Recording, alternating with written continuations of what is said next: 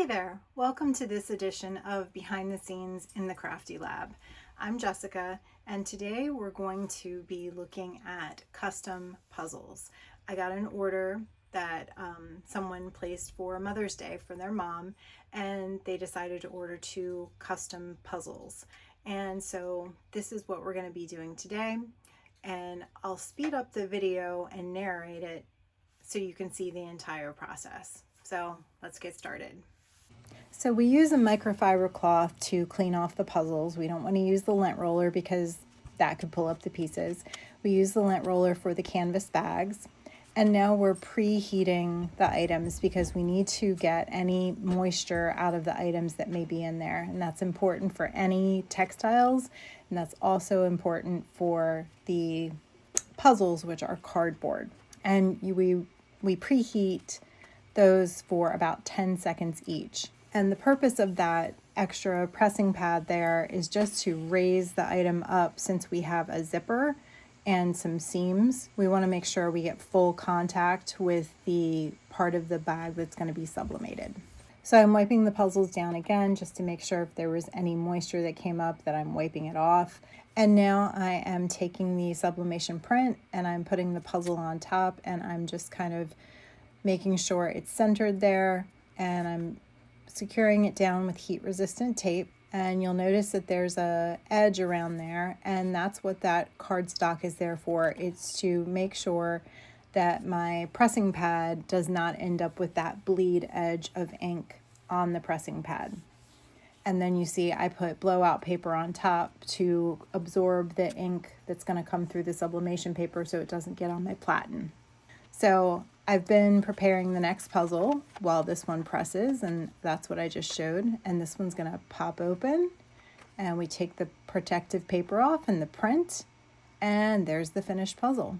And you can see there on the cardstock that blowout ink that would have gotten on the pressing pad had I not had the paper there.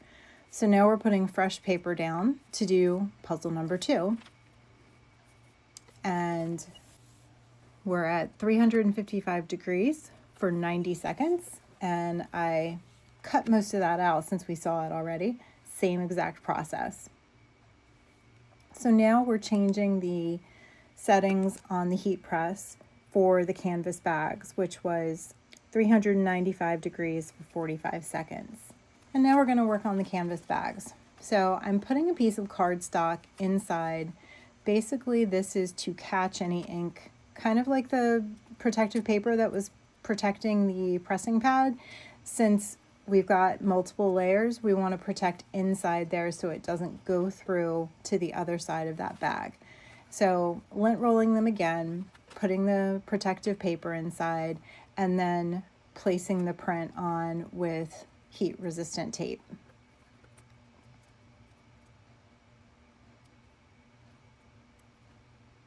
We see that the heat press has gotten to the correct temperature, so now it's time to do the first one. And we see that extra pressing pad again, and this is when it's most important for the actual sublimation print to transfer. I'm making sure to put that zipper over the edge so that when the heat press comes down, it is making full contact with the area that we're trying to sublimate on. So there's the first one, and we're putting the second one in now. And this is going to be the same exact process. I usually take this time to kind of tidy up paper and tape and stuff like that.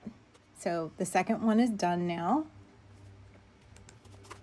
So I took the paper inserts out, and now what I'm going to do is I'm going to take my paper cutter and I'm going to trim the edges of the guide pages that will go inside the bag. So this is basically like the box top of a puzzle. So this will get folded up and put in the bag along with the pieces once the customer takes the puzzle apart. And this is just a guide photo so that they know what they're putting together. And because we want to make sure that we don't leave any white edges around the puzzle, we have that bleed on the print. So I'm trying to match it up as well as I can so that the guide photo and the actual puzzle, the edges match up. So now we have our finished puzzle our finished guide print, and our finished bag. So now I'm packaging it up, putting the puzzle in, and then behind it I'm putting the guide photo and the canvas bag. So that one's ready to go. And I was going to package this one up, and then I thought, oh wait, I've got to take photos first.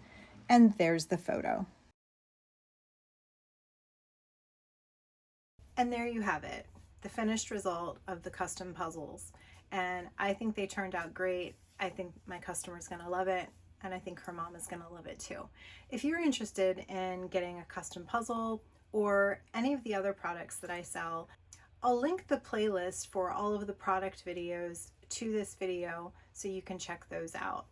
Just leave me a comment or reach out to me and let me know what you'd like to start collaborating on. If you liked this video, please give it a thumbs up and share, subscribe, follow, comment. I'd really appreciate it. And as always, this video was lab tested and lab approved, and I hope you have a great day.